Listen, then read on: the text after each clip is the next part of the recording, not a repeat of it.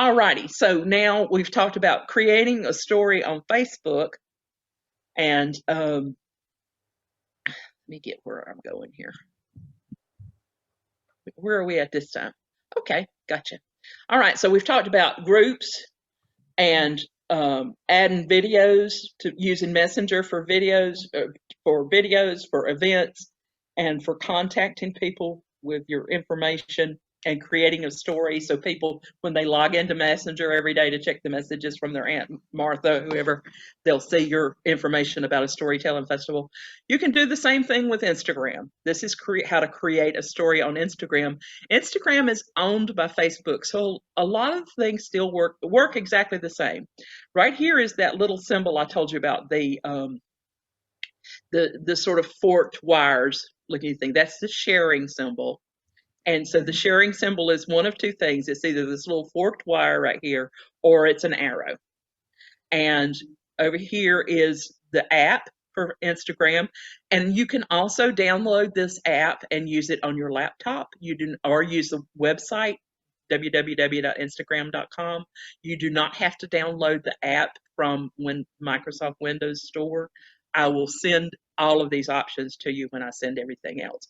But Instagram was made to work on a phone, and I like using it on my phone best of all. But here's my gallery, or as the iPhone calls it, pictures.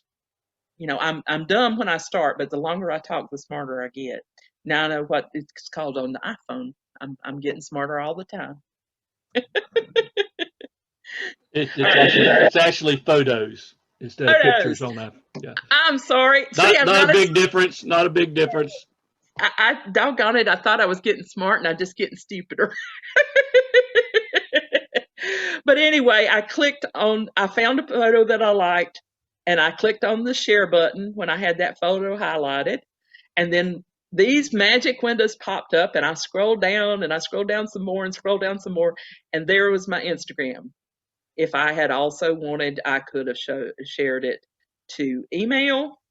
I could have shared it to Flipbook or something like that. I don't even know what that is. Pinterest, or uh, let's see. There's messages. There's texting. I could have texted it to somebody. Um, there's any number of things. Twitter is on here somewhere. I don't even know where it's at. But here's your share button. There's Instagram. That's where we're going today. And same deal. The little window pops up with the toolbar on the right. Looks just like it does on Facebook Messenger. I clicked on the ABC symbol right there. I get a keyboard up. I type the message, whatever I want to say in. And this time my font looks a little bit different, and it's not quite as dark as I would like. But sometimes there's a reverse psychology effect here. If they can't quite see the words, they have to look really close and say "Sounds of the Mountains Storytelling Festival online now." Oh, there's a storytelling. So they've gotten really close to your, because they can see the keywords. They can see sound, mountains, storytelling, and most of the word of festival, but they have to look at it really close. And it's almost like one of those irritating car commercials on TV that I talked about. If you got the fella hollering at you saying, "Come on down to Bob Ledford's used cars," and if he's getting on your nerves, I don't do this all the time, but I do it sometimes. I'm not real picky. I'm not going to spend 15 minutes trying to find a right font and find a color for something that somebody's going to see for 3 seconds. But they can read it, but they might have to look a little bit closer. I don't do that all the time, but I do it sometimes. I don't worry about it if it's there. Let's put it that way. Okay.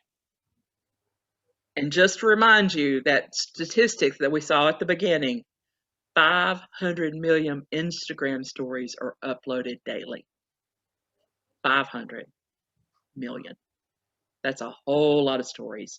There's a whole lot of storytelling going on Instagram every single day, every single minute of every single day. There's that little share symbol again. That's a good example. Once you see this in Instagram, you can share it from Instagram. It's like if this is somebody else's event or banner about a storytelling festival, people could share it from there to their Facebook page, to their Instagram, to their Twitter account, Pinterest, whatever, on and on and on and on. Twitch, whatever. There's a million apps out there. Okay. I love this cat, y'all. This is my cat, Allie. I took this the other day when it was so cold. Like we'd been having 80-degree weather, and like then all of a sudden we had like, it was 31 degrees overnight.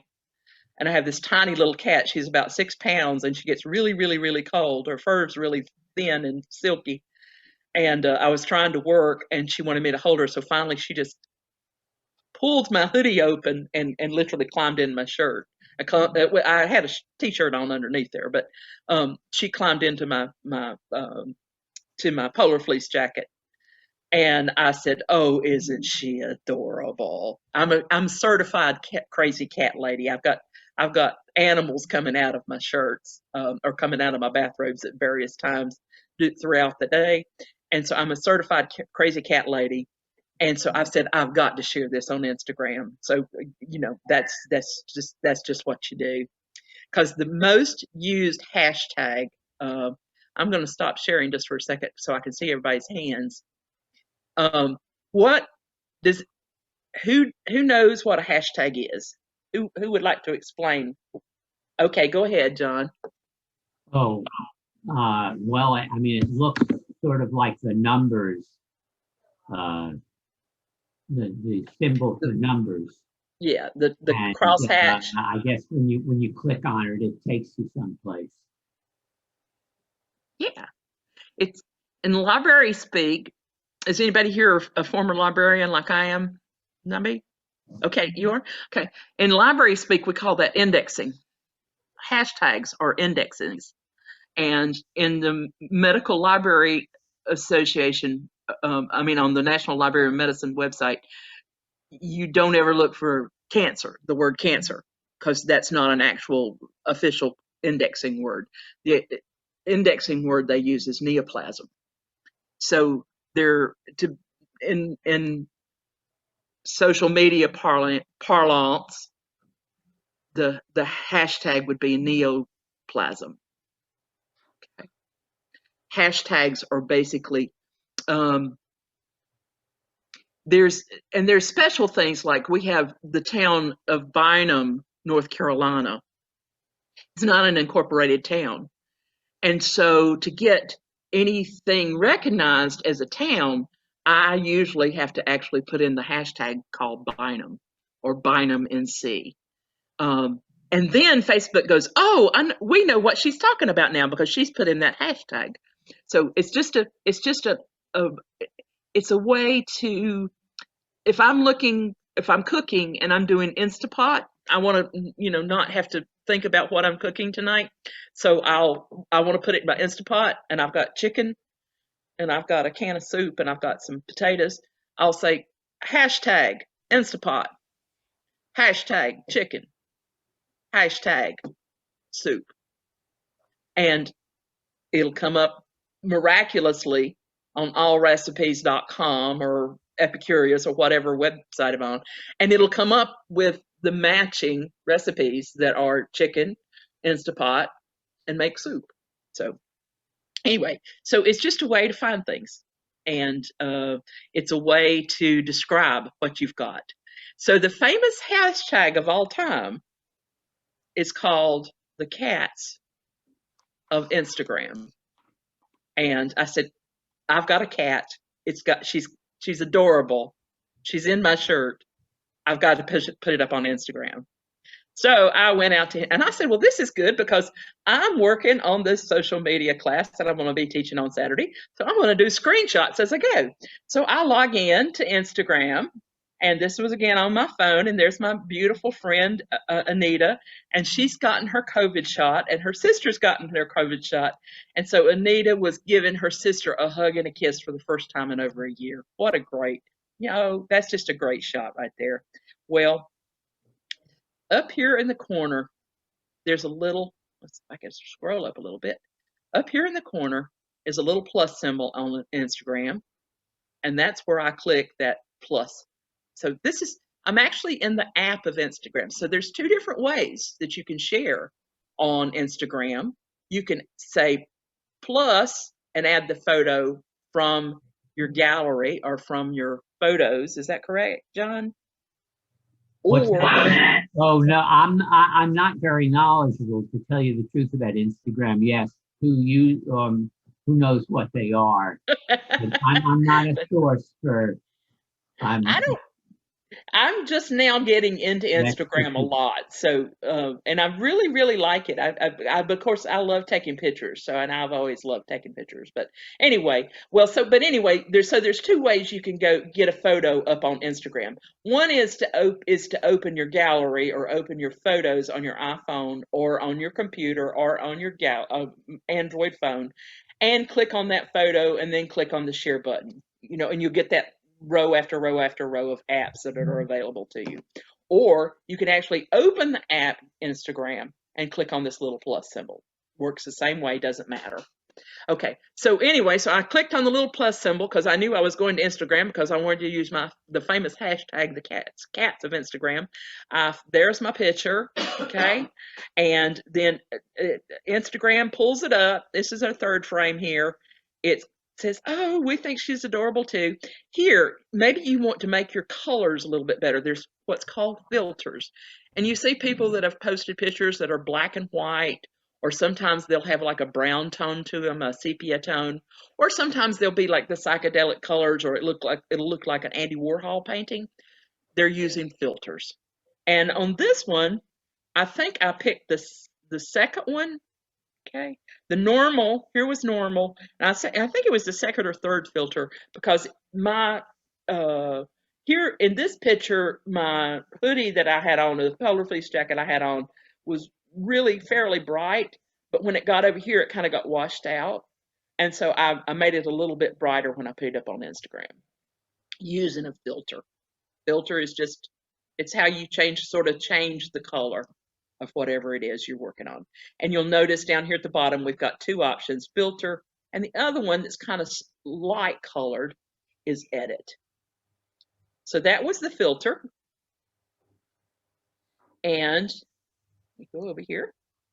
And the second tab, the edit tab, you'll notice right here, I circled it in red for us. It's got fairly various options. There's like saturation. You can use a cropping tool. You can add, like if you wanted to put, if I wanted to, it was Christmas and I wanted to put a Santa Claus beard on me and a elf hat on her, I could do that with the little icons they've got down here. So anyway, here is the edit screen, and whatever you would do in a small, quick, and dirty photo editor. Maybe say you've got red eye, somebody's got red eye, you can probably fix it with this editor. I've never got into it that much. I just post everything pretty much the way they are. But you'll notice here, the filter is applied, and I told it to warm things up just a little bit, even with the color saturation. And my polar fleece jacket, that's a beautiful shade of coral peach, got really, really nicely, right back where it was. If I had put it up against the screen, it would look just exactly like that. So anyway, so I use the filter and then I use the editor just to warm up the saturation of color a little bit. You don't have to do that. It's just something fancy that I like to play with. Once I had done, let me move this out of the way. Once I had finished with the editor, whenever I was done, I clicked done. It's amazing. It works that way. And the next screen that popped up was the new post. And so I typed in my caption. It's been chilly, but I'm keeping warm. And down below, I put my location tag as Bynum, North Carolina. Like I said, I had to put that in a special way with a hashtag so they would understand what I was talking about. And I also gave it the options that I wanted to what's called cross post. Cross post means that you're posting it in more, think of it like cross country, the track. They're running through more than one cornfield. When you're cross posting, you're posting in more than one cornfield. So I'm posted it on Facebook, and at the same time I posted it on Twitter. And if I could have remembered my Tumblr login, which I couldn't, I'm world's worst about remembering passwords these days. I would have posted it on Tumblr, but I didn't remember that, so I just left that one blank. You do not have to tick these on. If you don't have a Twitter account, don't worry about it. You don't have to. You don't. Just when you're done, instead of clicking on the word done, you click on the check mark up here on the right. Okay. Any questions on there? Yeah, Looks. Why? got a question. Uh-huh. John here. Okay, did you not say that Instagram was part of Facebook? It is owned by Facebook. It works a tiny bit differently. It's a little bit more streamlined and more straightforward. Okay. It's like the difference between driving a Volkswagen Beetle and driving a BMW. Okay. Facebook I'm is a asking that BMW. because I don't want to overexpose folks. And what I'm wondering is, if I'm doing it on Instagram and I also post it on Facebook, if they're going to be seeing the same thing twice. They might, but the demographics are different on the two applications. And Facebook and I'm not sure about Instagram. I'm sure they probably do because they're Facebook owned and that Facebook is really good at this. Facebook will tell you exactly who has looked at your post and what, and not person, what the name is, but they will tell you the demographics. They will tell you that your John Sundell Storyteller page post was seen by 4,362 people, and 20% of them were over the age of 70, 30% of them were over the age of 60, and 40% of them were over the age of 40, and there was like 20% that was like less than 40, broken down into age groups. On Instagram, you'll have the same picture or post, like the Allen Hole with the Sounds of the Mountain Facebook festival starting. You'll have the same photo posted on Instagram and on Facebook. You go to Instagram and it'll break it down.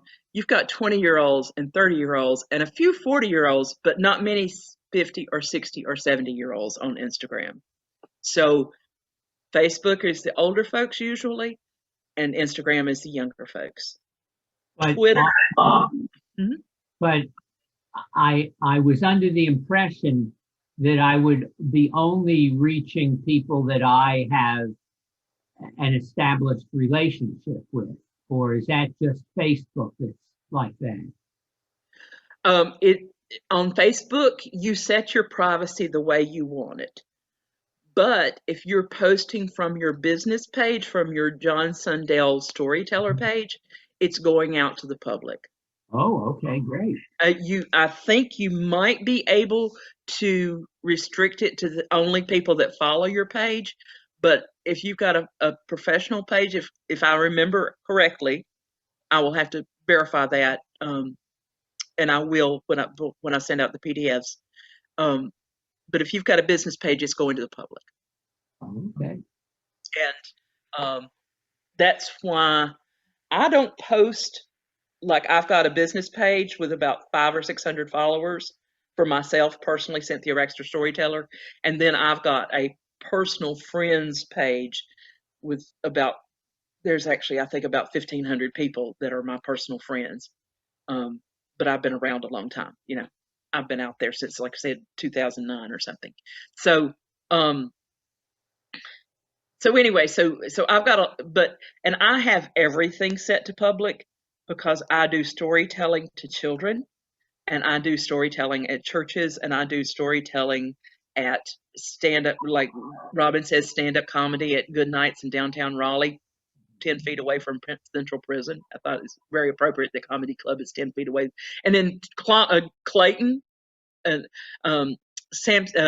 Johnson County, the prison is like 10 feet away from the only comedy club in Johnson County. So don't ask me why.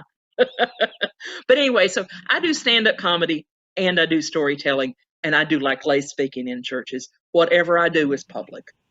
For whoever So, wants to know, it's public. so how do they work out who in the public gets this? I mean, obviously, if It's the public is getting, yeah, couldn't be getting from everybody, is it yeah, totally exactly. random? And it drives me crazy with Facebook because that's why I like people sharing stuff, like Aunt Martha sharing stuff with me, or the other influencers that I know. That's why, like, I've got a couple of artist friends, and they're sharing uh, online watercolor classes or online charcoal sketching classes. I don't travel in that world most of the time. I enjoy it thoroughly, but I don't. I'm just now discovering my inner artist, but so my artist friends will be sharing stuff like here's a watercolor class that you can take for free on Zoom, or here's a poetry class you can take for free on Zoom, or here's one storytelling event in Virginia or in Illinois that you can do for a donation or do for $10, or a festival that's going on in California at San Diego, and you can get tickets for $20. So I really appreciate my friends sharing these things, because if it's something quality that they've sort of what's the word, curated, then so, but if they don't curate it, if I'm just getting what Facebook wants to feed me, Facebook is feeding me post from the girl I haven't seen since third grade, and it's about her dog. And I really appreciate knowing, or I appreciate knowing, like my pastor's son's uh, mother-in-law passed away. I want to know that information, but I haven't seen my pastor's son since he was like 22 years old, and he's like 40 now. So anyway, that's the Facebook algorithm. I do not know what it is. It's Now, no rhyme or reason that I know of. is there any way of of sending the Facebook post to a group, for instance, Yes, to teachers? So yes. how do you do that? That's where another part I'm going to be talking about when we get Okay, into Facebook, joining groups and how to use groups. great. Okay. I belong to must be a dozen storytelling groups, like the Tar Heel Tellers, Mhm. the Storytellers of California, the Georgia Storytelling, the Southern Order of Storytellers. I belong to Storytellers for Children, Storytellers from London, Storytellers from New York, the Northeast Storytellers. I belong to a bunch of groups that are into storytelling. I also belong to a bunch of groups that are into mushrooms, because I like to hunt for wild mushrooms. Um, and there's another group that I'm a part of called Old Country Stores. Anything we do here in Bynum in this old country store, whether it's a music show or a storytelling show or a blood drive, we share it with the group called Old Country Stores, because those Okay. people are So invested in that old country I'll stores. just wait till you cover how to reach those Yes, groups. yes, I will show. Okay. I'll show you and talk about groups. Okay. And the good thing about that is I'm doing it live, not screen shares like what I've been doing here with Facebook and with Messenger and Instagram. Okay, so I'm going to go back. Anybody else with a question, or we're wrapping up here, so we're going to get a good stretch and in just a few minutes. So y'all been great. The I hope. hashtag thing, is that specific to Instagram? No, no. This has been something that's been part of the internet since day one. I was part of social media since day one. Um, I I can't. what I don't understand is, why don't you just Google it? Why do you need a hashtag to find stuff? That's the part I don't understand. because if I go out there and look for Bynum, say I'm trying to, I like to keep track of newspaper articles, or if somebody writes a blog post, or somebody says or posts a picture of Bynum, this place where I live. Um, I want to know about it. I want to see it, and I probably want to share it and spread the good news. Or if it's bad news, I want to know about it.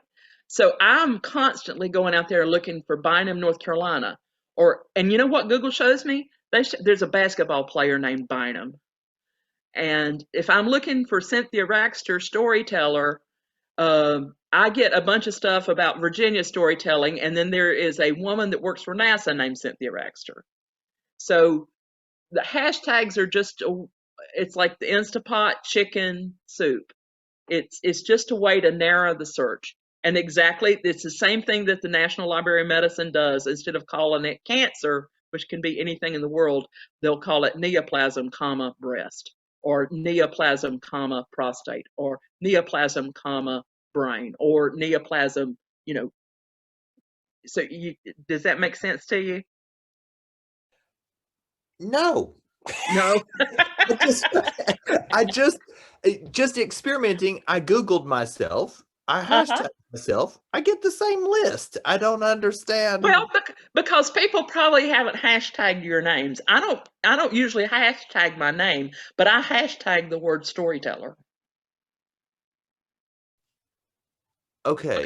And I've got a very unusual name. Raxter, there's only like 300 of us in the whole country and we're all related.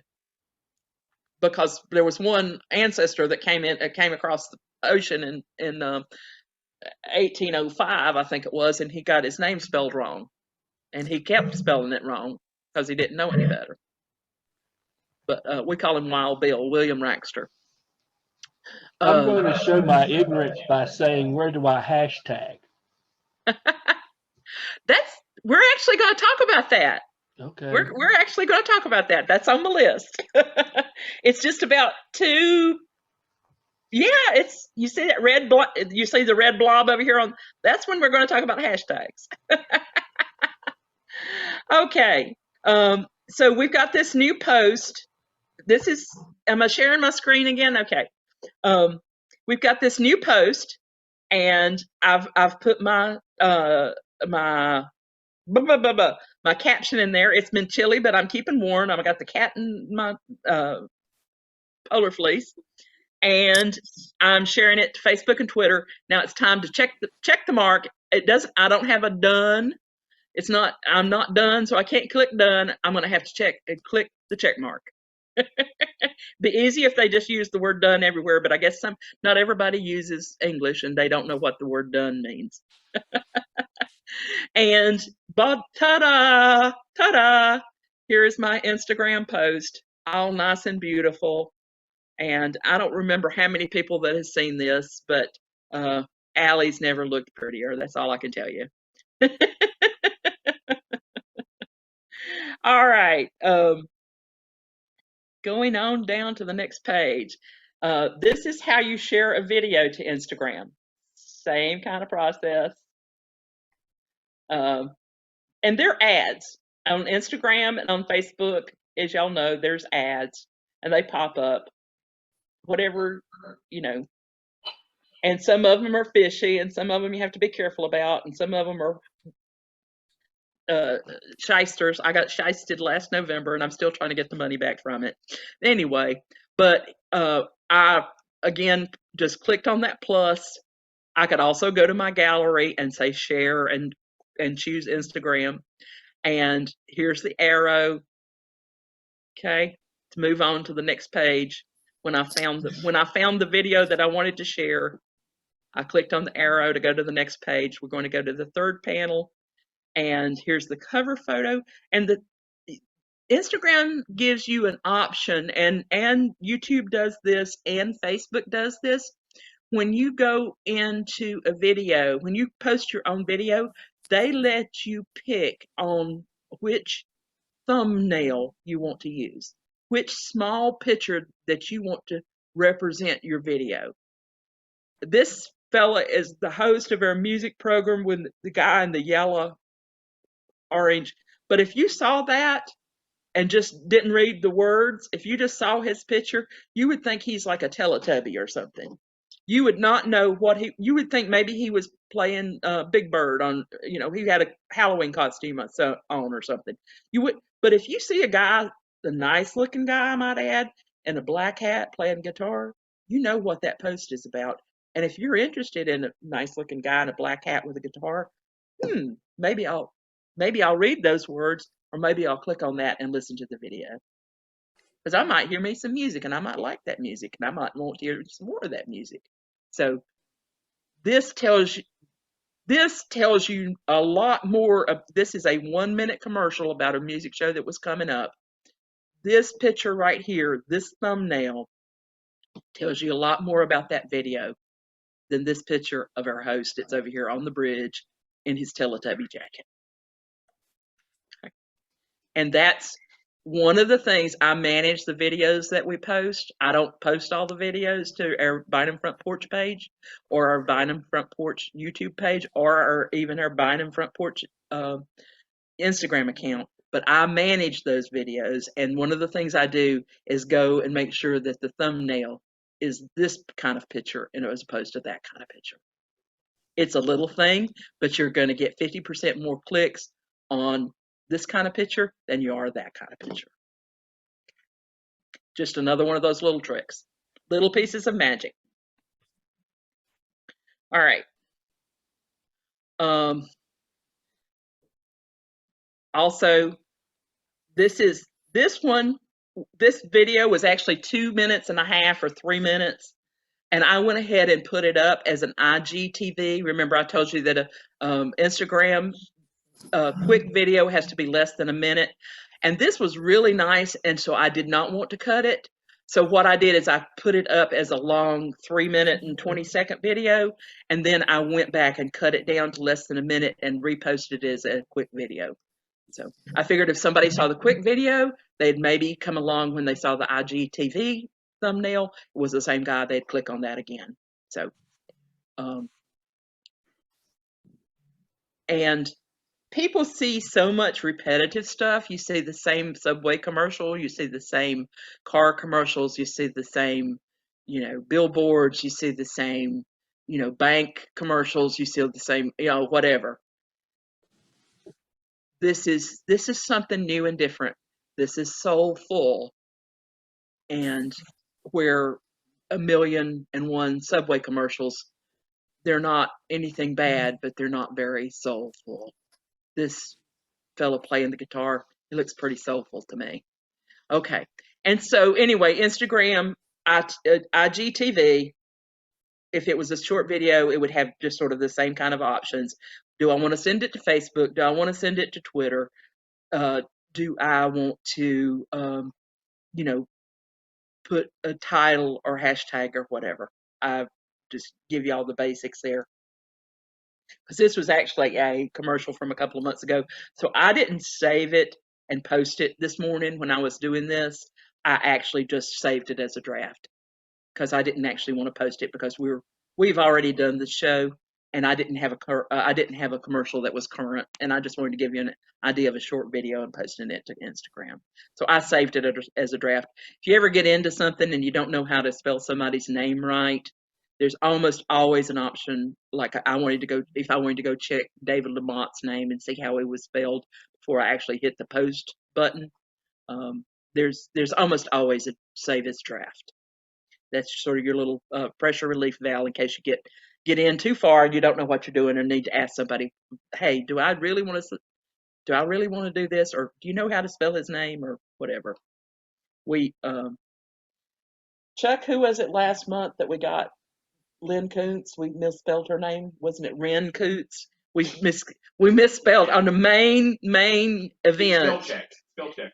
It spell checked. It was Lynn, Lyn Coontz, and spell check changed it to Lynn, which was wrong. Or was it her last name? Okay, but something was bothering me after I posted this pretty little picture of my kitty in my shirt, and I said, I did something wrong. Does anybody want to tell me what I did wrong on this post? Y'all got an idea?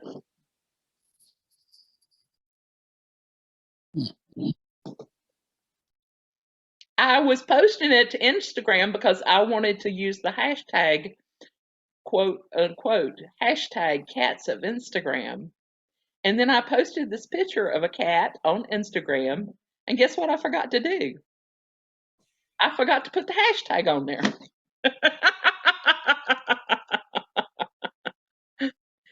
So in a couple of weeks, I'll get Allie. Her name is Allison. I call her Allie.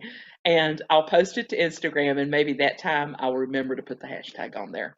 Where I would put the hashtag to answer your question, I would put the hashtag in the caption, in the title of an event, or in the caption, or if I was putting in a description and I wanted it to be a keyword that somebody could search on, or an index word that somebody could search on, I would put the hashtag either in the title or in the caption or in the description, depending on whether it was a photo or an event or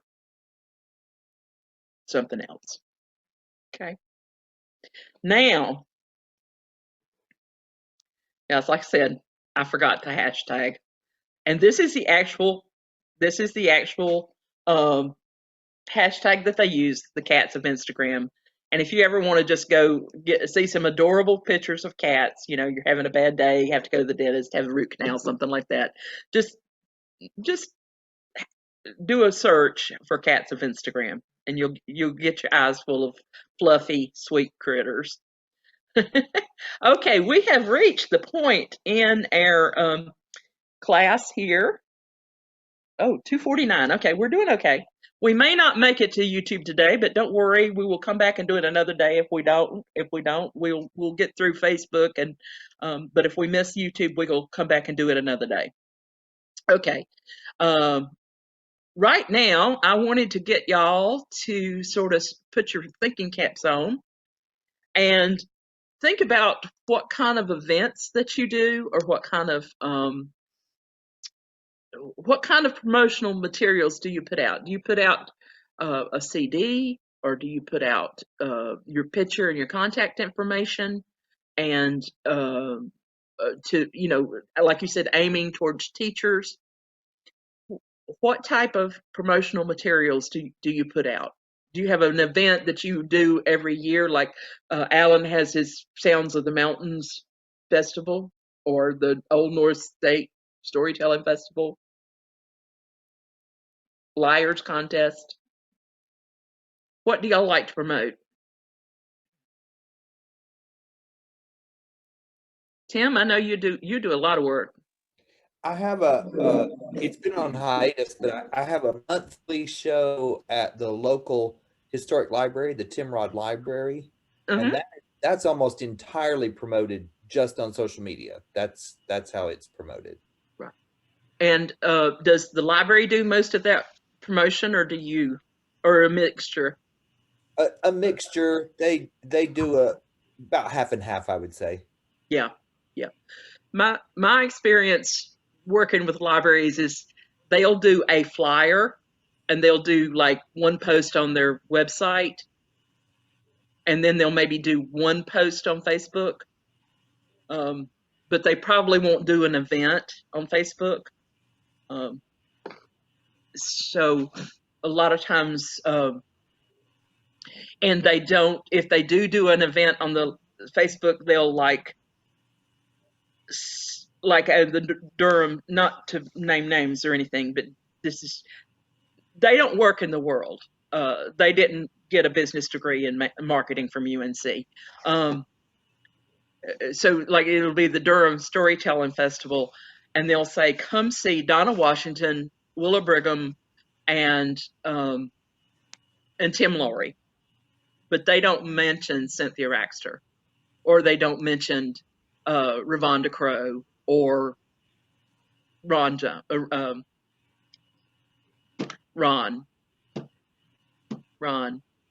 North Carolina Storytelling Guild, Ron. Y'all know who I'm talking about. Or Sam Pearsall.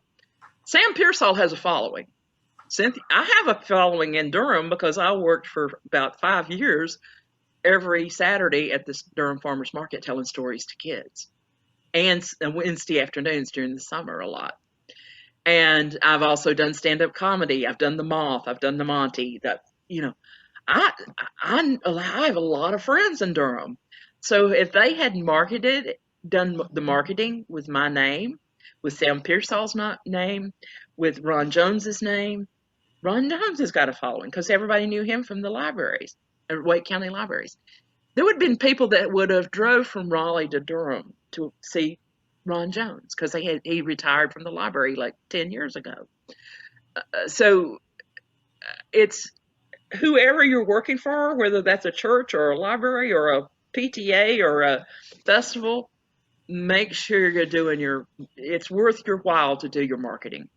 It's worth your while to have your following, to have your friends, to have your social influencers, your Aunt Martha's sharing the news for you.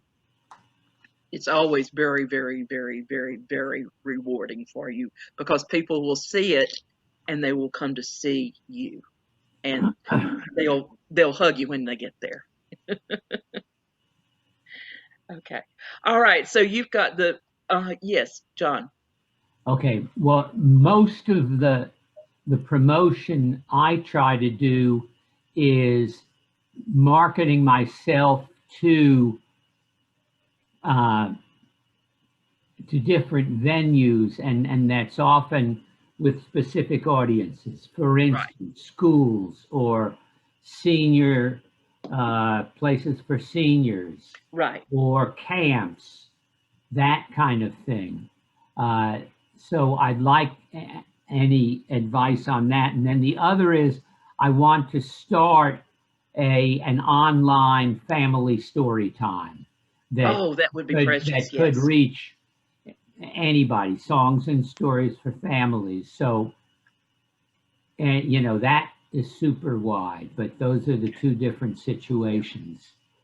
A key word that you should use is family friendly. All smushed together, family friendly with the pound sign in front of it. Okay. Family friendly. That's magic words. What I would suggest is make sure that you're sharing your materials with Twitter a lot. Most of the teachers use Twitter. Don't ask me why, but they do. Okay. And it's real easy to go out on Twitter. Twitter is very simple application to use, by the way. It's much less complicated than Facebook or Instagram or Messenger. But go out on Twitter, and like I live near Pittsboro, so I'll look for Pittsboro Elementary. I will look at the local newspapers because they will post pictures of like the kids playing soccer, and then they'll put a hashtag on there, or they'll put they will tag the principal, or they'll have a PTA pizza party at the high school, and they'll have half the local newspaper will have about half the teachers tagged, or the principal will tweet something and tag. And the difference between a hashtag, the hashtag is something generic like pizza party, pizza, the hashtag pizza, or fundraiser, or family friendly. Okay. Those are generic terms that you're using to search for stuff. A tag is at principal's name, or the at symbol, Cynthia Raxter, all one word. Okay. What's a typical hashtag for reaching schools and teachers? Is there one similar to family friendly? Core curriculum. What's the state? Well, I mean, that is usually in state standards, North Carolina. the STEM. State standards. Yeah, STEM, hashtag STEM. Or STEAM, maybe. STEM, science, technology, engineering, and math. And then there's another one that's art and math. Right. If you do music, make sure you've got the hashtag music. Okay. I tell original stories about my family growing up and living in this small town that's full of artists and quirky people like me. So I use the I make sure I always send those things to like the Arts Council and the artist guilds, and not only in my county but all around me, Right. and also the individuals that work with the arts councils, because you learn these people. These are, you like Leslie Landis is works with the art council, and I follow her, and I look at her tweets, and I see who she's tweeting of and about and what hashtags she's using. And I look at the principals, I look at the librarians that I know. I look at, the public librarians, the public school librarians that I know. Anybody that I may have worked with in the past, or that has got like a granddaughter that teaches, or that was a retired teacher themselves, I'll call and say, "Hey, who do you know in this school? And are you on Facebook with them? Share this for me. Share this for me." And it's amazing how well that works. Hi, Miss Lona. How are you, darling? Miss Lona had eye surgery 2 days ago. Is that right? Yeah, I joined the Surgery of the Month Club. I've been trying to. Lona's going to be at the Bynum Story, or Zoom in for the Bynum Storytelling Show on May 8th, and so we coordinated this to land between various surgeries that poor Lona has been having to suffer through. Yeah. I've been listening. I've got I've been surgically altering a puppet. A client sent a puppet in, so I've been listening, but I've had to work. I was raising my hand to say, Tim, Yes, you've got more work. You've done more work in the schools than I have. Yeah, but I was actually raising my hand to say, Tim, are you understanding the hashtags now? Why they're good or no? Yeah, better. And it seems like the more specific, the better. Like, Well, yeah, see, it's sort of like, like you hashtag family friendly. Somebody will go, well, gee, I wonder if there's anything I can do out there with the family today. And so they'll type in family friendly, or like when Brian was going through his whole cancer thing. I did several hashtags for that, which was like hashtag Go Brian Blue. I'd put, it was like hashtag, what? Oh yeah, we did Team Brian. right. We did a few things like that. And then what would happen is that, like, oh, and don't mess with my Cubs was one of them. So what would happen too is, like, we did a fundraiser for him. Then people would go and, they might check in with, they would know that they could go to hashtag Go Brian Blue, and that would just pull everything down in a condensable place where they could get all the information on him. Yeah. And not That's be great, scattered Lona. out. That's And great. not be scattered out all over the place. And Gotcha. so, like, being from Richmondville, for what I'm doing, I might do hashtag Richmondville. And that's when people will, so people from my community where I grew up might, check into hashtag Richmondville, and then they go, oh my gosh, look at that. Lona's going to be at such and such a place. Yeah. Who knew she was going to be back home again? Yeah. And Yeah. that's Yeah. what it does. I remember those hashtags that you had with Brian. Yeah, that makes sense. Yeah. And if I'm performing in Greensboro, I'm hashtagging Greensboro. I'm hashtagging Guilford County. I'm also hashtagging, Winston-Salem or Asheville or Brevard or King Street. There's a club of, like, a music club on King Street in Brevard. If I'm doing anything in the area at all, like I was at the Carl Sandburg House at Flat Rock, I hashtag King Street. And I also @symboled King Street so they could, like, this is a club in Brevard. I don't even live there. But people that go to that club in Brevard might go, they've seen me at King Street when I've been at home in the summer with my mom, and they may actually go over to the Sandburg House and see me perform, or to the Fletcher Flea, not the Fletcher Flea store, the Fresh Fletcher Feed store. But when you're doing hashtags, you want some that are completely unique to you and also some that would work on a larger level so that It's more like, people will see it. So you want a combination of the two at the same time. You don't just want to put in only things that are unique to you because you want people to be able to go out. Like you might do a hashtag Lowry and even spell your name incorrectly because then they might find you that way because they may be looking for, you know, what's his name, the comedian Lowry, Oh, I know. you know. David. Yeah, that makes sense. So there you go. That's my 2 cents worth. Bye. Thanks. thank you, Lona. Lona did a Well, very good what- job. She did a much better job of explaining that than I did. All right.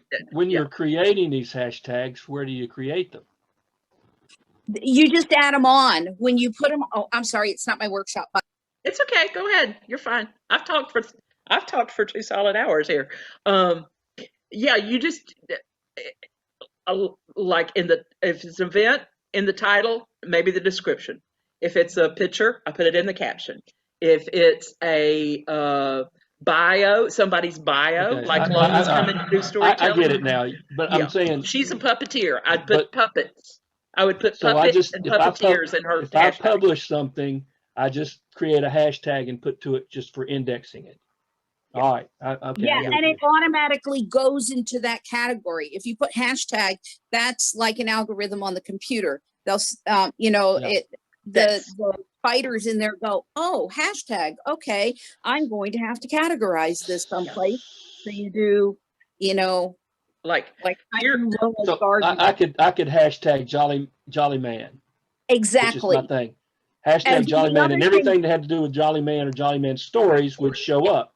and you also Correct. want to hashtag humor and hashtag comedy and hashtag Idiocy.